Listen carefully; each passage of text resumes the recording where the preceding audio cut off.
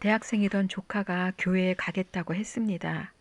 이유인즉 돈에 욕심 없는 청빈한 선배가 그리스도인이기 때문이라는 것입니다. 그런데 그를 따라서 한때 열심히던 조카가 교회 나가기를 중단했습니다. 아마도 그녀가 기대하는 교회의 모습이 아니었던가, 또는 자신이 스스로 청빈할 수 있다고 생각했던지 모릅니다. 이 물질 만능의 시대에서 청빈이 최고의 선이라고 생각했던 그녀는 최상위권 학생이었지만, 모든 부모들이 소망하는 학교나 직업 대신에 평범한 것을 선택해서 지금도 평범하게 살고 있습니다. 다른 조카도 교회에 나간다고 했습니다. 친구를 따라서 집회에 갔다가 불세례와 만져주심을 체험하며 하나님이 정말 계시다는 것을 깨닫고 교회에 나가게 됐다는 것입니다. 그녀도 한동안 열심히였지만 언젠가 교회를 중단하고 말았습니다. 이후 초자연적인 느낌을 교회에서보다 훨씬 더 많이 경험할 수 있는 곳으로 가서 지금까지 뉴 에이지의 열심입니다. 대부분의 사람들은 하나님으로부터 무엇인가를 기대하며 교회에 갑니다. 그러나 기대가 잘 채워지지 않거나, 또는 교회 이외의 곳에서도 원하는 것을 얻을 수 있음을 알고 교회를 비난하며 하나님을 떠나갑니다. 하나님으로부터 불치병을 치유받고 교회에 왔다가도 치유의 기적이 계속되지 않으면 다른 곳으로 떠나갑니다. 무당이 더 신통한 능력으로 치유해 준다면 무당을 섬기기도 합니다. 하나님을 믿으면 만사 형통되고 사업도 잘 된다고 해서 교회에 왔는데 언제나 그런 것은 아님을 경험하며 실망합니다. 오히려 세상에서 가르치는 처세술이나 자기계발법 등이 돈 벌고 성공하는데 더 도움이 되는 것 같아서 세상으로 떠나갑니다. 마음의 평강을 원해서 왔지만 교회라고 특별히 평강한 것 같지 않아서 명상이나 참선으로 방향을 바꾸어 봅니다. 잔잔한 음악이나 물소리를 들으며 명상하는 것이 평강에 더 도움이 되는 것 같기도 합니다. 착해지고 싶어서 교회에 오는 사람들도 있습니다.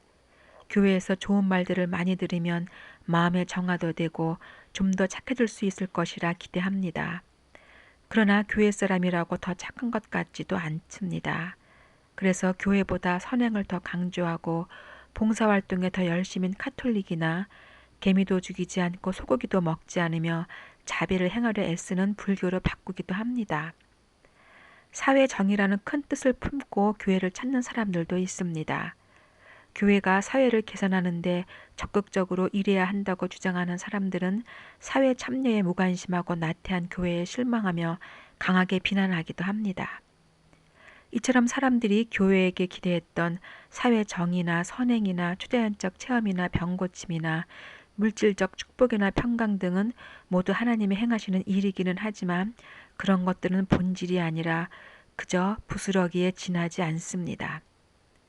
그럼 무엇이 본질일까요? 하나님이 죄인된 인간들을 구원하시기 위해서 예수님으로 오셨고 인간의 죄를 대신해서 십자가에 죽으셨다는 복음의 진리입니다. 교회는 바로 그 진리를 믿는 자들의 모임입니다.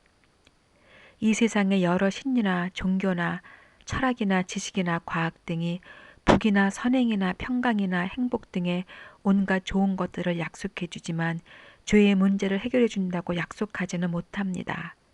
그것은 오직 천지의 주인이신 하나님 이외에 감히 아무도 할 수 없는 일입니다. 이것이 바로 기독교 복음의 본질이고 핵심입니다. 그런데 대부분의 사람들은 이런 복음을 별로 좋아하지 않습니다. 인생의 모든 문제의 원인이 되는 죄의 심각성을 잘 모르고 또 자신이 죄인이라는 사실을 잘 인식하지 못하기 때문이지요. 그래서 믿는 자들조차 구원의 은혜는 마지못해 감사할 뿐이며 그보다는 하나님으로부터 복을 받거나 또는 하나님과 이웃을 위해서 무엇인가를 행함으로써 자신의 존재의 의미와 존재 가치를 확인받으려는 데 관심을 갖습니다. 예수 믿으면 잘 살고 복 받는다는 기복신앙은 멸시하고 의로운 일을 행하는 것에 열심인 사람들은 주변으로부터 칭찬을 받습니다. 최근 일반 방송의 토론 프로에 기독교 목사가 나와서 대단한 호평을 받았습니다. 사회 정의에 대한 교회의 책임을 주장하는 류상태 목사님의 발언은 새삼스러운 것은 아니지만 유튜브에 올라온 그의 동영상에는 환호하는 댓글들이 이어졌습니다. 그의 주장을 간략해 보면 이렇습니다. 예수님은 가난한 자, 병든 자, 천대받는 자들을 위해 오셨으니 교회도 예수 정신을 이어받아 그런 자들을 위해 일해야 한다. 지금의 교회들은 세상으로 나가서 예수 정신으로 힘차게 일하는 것이 아니라 책상에 앉아 교리만 연구하며 탁상 공론회나 시간을 쏟고 있기 때문에 타락하고 비난받는 것이다. 카톨릭은 시국 선언을 하고 시위를 벌리며 사회 정의를 위해 적극적으로 일하고 있는데 개신교는 불의를 보면서도 비겁하게 침묵하며 자기 몸을 사리고 있다. 기독교는 예수를 찬양하고 예배하는 것이 가장 중요하다고 믿으며 예수를 신격화하는데 바로 그것이 문제다. 정말 중요한 것은 그런 미신적인 믿음이 아니라 의로운 행동이다. 예수 정신으로 밖에 나가서 일하는 것이다. 맹목적인 믿음만 강요하는 개신교에 비해서 행함을 강조하는 카톨릭이 훨씬 더 예수 정신에 가깝고 오직 예수 안에만 구원이 있다는 편협하고 유치하고 치졸한 개신교에 비해서 모든 종교를 포용하는 카톨릭이 훨씬 더 예수 정신에 가깝다.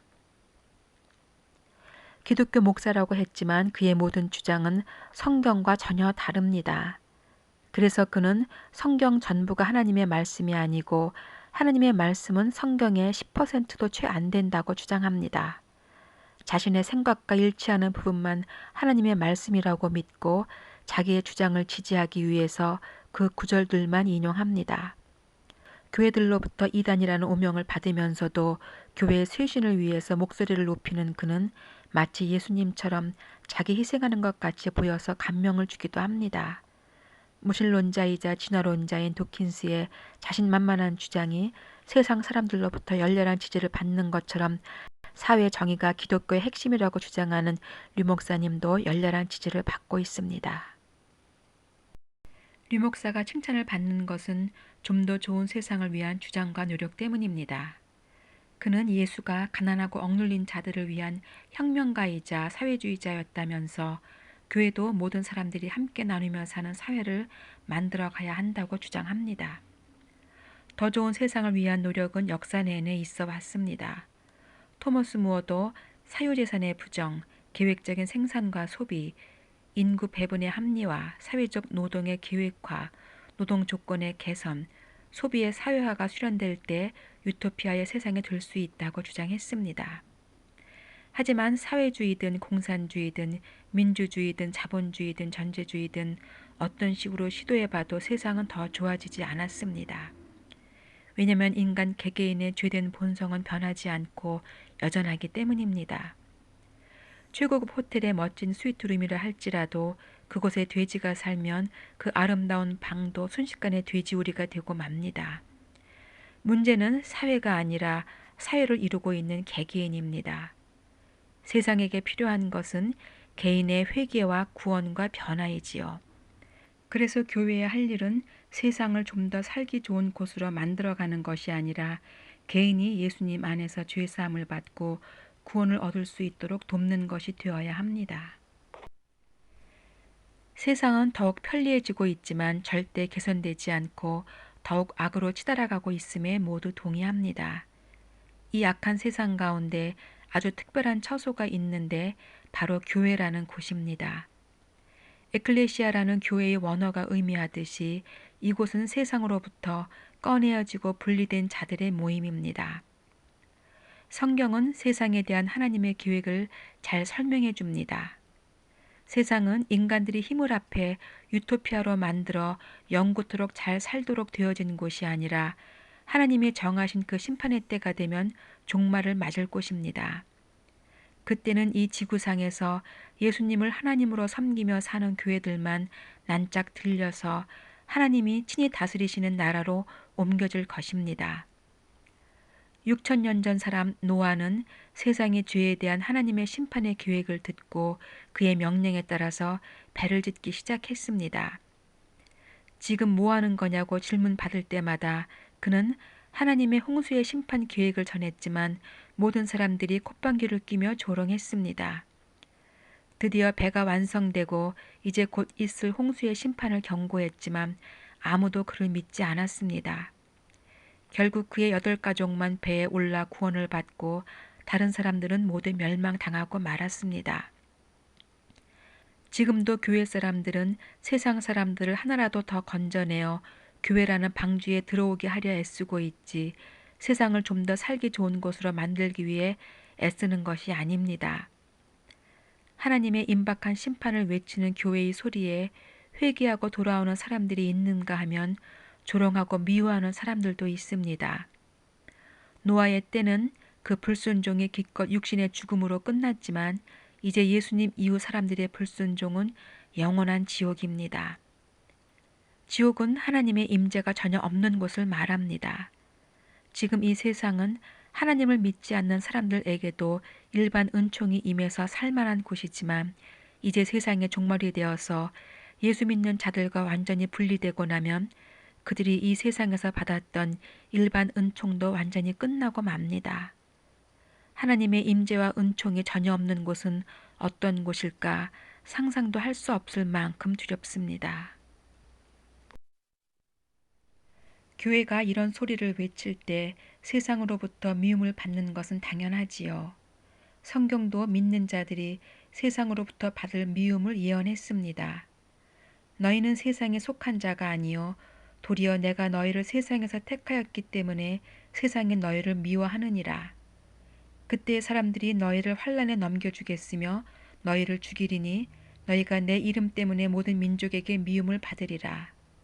또 너희가 내 이름으로 말미암아 모든 사람에게 미움을 받을 것이나 끝까지 견디는 자는 구원을 받으리라. 이것은 종교 핍박 시대에나 해당하는 예언이 아니라 역사 내내 그랬고 지금도 마찬가지입니다. 예수님은 우리에게 평화가 아니라 칼을 주러 오셨다고 말씀하셨습니다. 예수를 믿을 때 아내와 남편이, 시어머니와 며느리가 갈등하기 시작하는 것은 예견된 일이었습니다.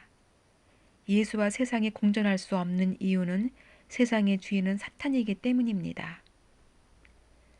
교회는 생명과 축복의 복음을 전하면서 미움을 받습니다. 교회나 교인이 세상의 지지와 칭찬을 받는다면 그것 자체가 벌써 잘못됐음을 증명하지요. 세상의 복음을 지지한다면 그들은 세상에 속한 자들이 아니라 이미 교회로 옮겨진 자들입니다. 교회가 불쌍한 사람 도와주는 착한 일을 하면 칭찬하지만 죄와 십자가와 예수와 천국과 지옥의 복음을 이야기하면 반박하며 화를 내며 조롱합니다. 미워할 뿐만 아니라 죽이기도 합니다. 그래서 예수님을 비롯해 많은 사람들이 복음을 전하다가 죽임을 당했습니다. 그리스도인들이 이젠 위험한 복음이 아니라 착한 행실로 복음을 대신하려 합니다. 칭찬만 받고 미움은 받지 않겠다는 것입니다. 우리는 반드시 착한 일을 해야 하고 누구보다도 더 많이 해야 하지만 그렇다고 그것이 복음을 대신할 수는 없지요. 교회도 세상의 미움과 왕따를 피하려고 복음을 전하는 대신에 세상이 동의하고 좋아하는 심리학이나 인문 철학이나 처세술이나 기복신앙 등을 전하며 인기를 끌고 있습니다. 다른 신을 섬기는 지역에 가서도 예수를 선포하는 복음 사역이 아니라 병원이나 학교를 지어주는 선행으로 선교를 대신하고 있습니다. 다른 종교나 세상도 할 수 있는 일들을 교회가 한몫 거두는 것뿐입니다. 이렇게 교회가 예수님의 이름만 부를 뿐 세상의 인정과 칭찬을 추구하며 세상화 세속화되고 있습니다. 교회의 세속화는 결국은 타락과 범죄로 이어지지요. 복음의 진리를 전하면서 미움받던 교회는 복음 전하기를 중단하면서 이젠 세속화되고 타락화되어 미움받고 있습니다. 그리스도인은 착한 행실을 하면서도 세상으로부터 미움받고 배척받을 것을 각오해야 합니다. 그래서 예수님은 자신을 따라오려거든 자기를 부인하고 자기 십자가를 져야 한다고 말씀하셨습니다. 자기 부인이란 자기 육체, 자기 생각, 자기 영광을 포기하는 것입니다. 그러나 남들보다 돋보이고 높아지고 인정받고 칭찬받고 싶어하는 우리의 본성은 자기 부인이 아니라 오히려 자기 숭배로 가득 차 있습니다. 자기 영광, 자기 숭배는 세상에서만이 아니라 교회에서도 만연하지요. 예수님의 제자들 사이에서도 하늘에서 누가 큰 자인가에 대한 논쟁이 있었습니다. 그때 예수님은 이 땅에서 작은 자가 천국에서 큰 자라고 알려주시며 또다시 자기 부인에 대해서 말씀하셨습니다. 하나님은 자기를 부인하는 자를 인정하신다고 하는데 보이지 않는 하나님의 인정을 받기보다는 보이는 인간들로부터 인정받고 싶어하며 우리는 자기 명예와 자기 영광에 목말라 있습니다. 우리가 열심히 사역하는 것도 하나님과 교회를 위한 것이라고 말하지만 사실은 자기 명예, 자기 영광을 위한 것입니다. 하나님의 칭찬과 사람들의 칭찬을 구하면서 말이지요. 그래서 칭찬이 없고 인정받지 못하면 섭섭하고 낙심이 됩니다. 하나님은 우상 숭배를 가장 미워하시는데 우리 모두는 여전히 자신이라는 우상을 숭배하고 있음을 인정하지 않을 수 없습니다.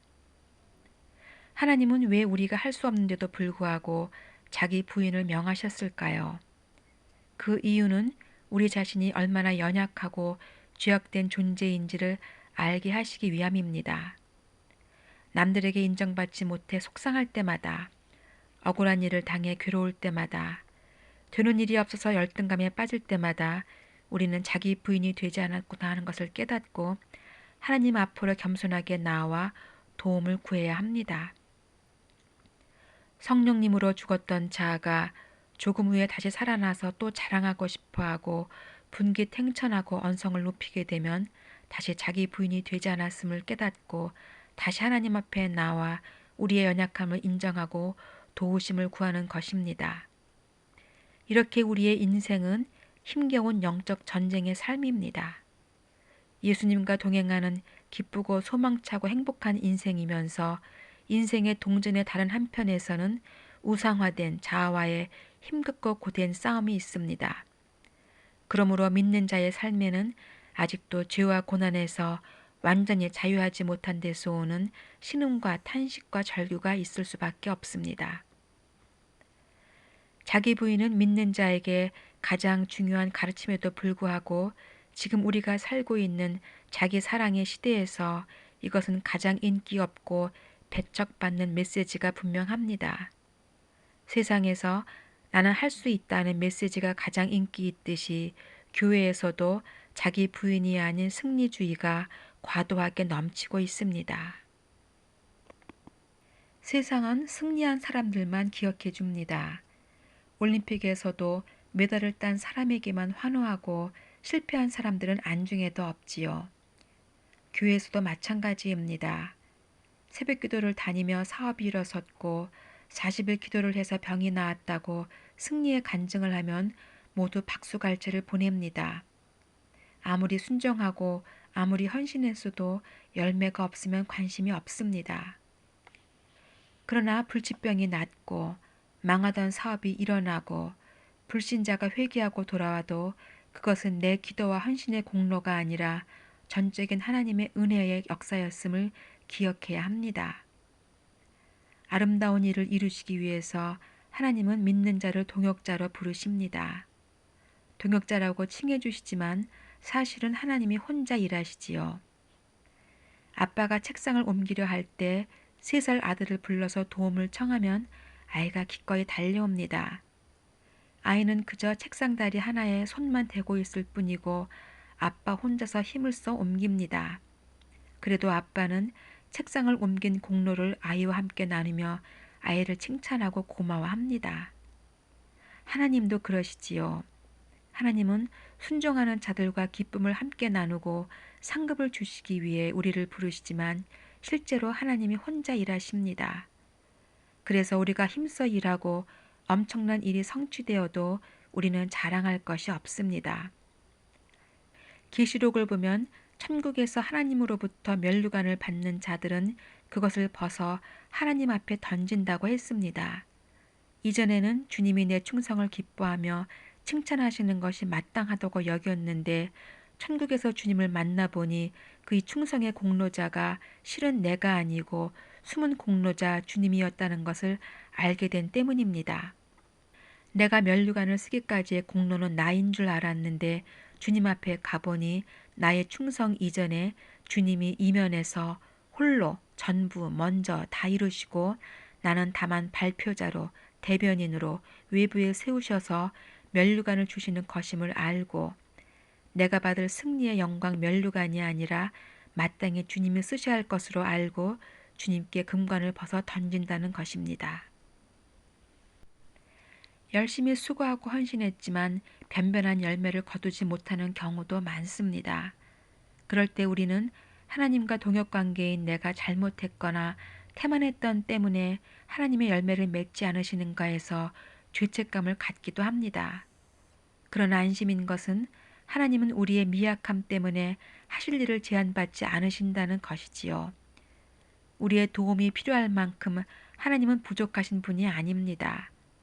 그것이 하나님의 뜻이라면 때가 되면 하나님이 이루실 것이므로 우리는 그저 잠잠히 충성하며 기다리면 됩니다.